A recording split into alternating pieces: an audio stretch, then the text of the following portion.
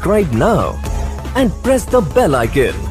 Never miss an update. Hi guys, এই স্ক্রিনের মধ্যে ফটোগুলো দেখতে পারলেন ব্যাকগ্রাউন্ড ব্লার করা বা এরকম করে আপনাদের যে কোনো নরমাল ফটোর ব্যাকগ্রাউন্ড ব্লার কিভাবে করবেন এবং ব্যাকগ্রাউন্ড চেঞ্জ কিভাবে করবেন সেটাই কিন্তু এই ভিডিওতে দেখিয়ে দেবো। তো চলুন কথা না পেরিয়ে মেন ভিডিওটা শুরু করছি।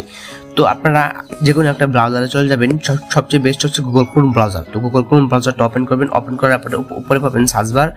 তো উপরে সার্চ বারে লিখবেন রিমুভ বিজি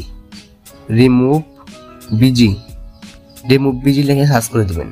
রিমুভ বিজি লিখে সার্চ করার পরে প্রথমে একটা ওয়েবসাইট আসবে, remove busy upload image remove busy, এই ওয়েবসাইটের উপরে ক্লিক করে দেবেন। তারপরে এখান থেকে পাচ্ছেন আপলোড ইমেজ, একটা ব্লু বাটন, আপলোড ইমেজের উপরে ক্লিক করে আপনি কোন ফটোটার ব্যাকগ্রাউন্ড ব্লার করতে চাইতেছেন বা ব্যাকগ্রাউন্ড চেঞ্জ করতে চাইতেছেন সেই ফটোটা এখানে সিলেক্ট করবেন। তো আমি উমর ভাইয়ের একটা ফটো সিলেক্ট করে দিচ্ছি। ফটোটা সিলেক্ট করে দেওয়ার পরে এখানে ফটোটা আপলোডিং হবে। প্রথমে এই ফটোটার ব্যাকগ্রাউন্ড রিমুভ হয়ে যাবে।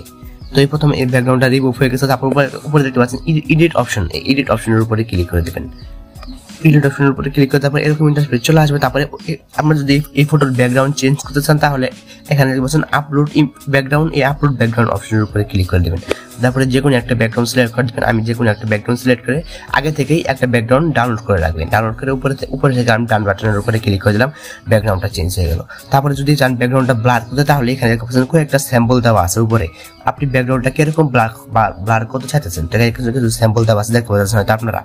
তো কিরকম ব্লার করতে চাইতেছেন, তো আমি এরকম ব্লার করতে চাইতেছি, এই ব্লারটা কিন্তু খুব ভালো মানাচ্ছে।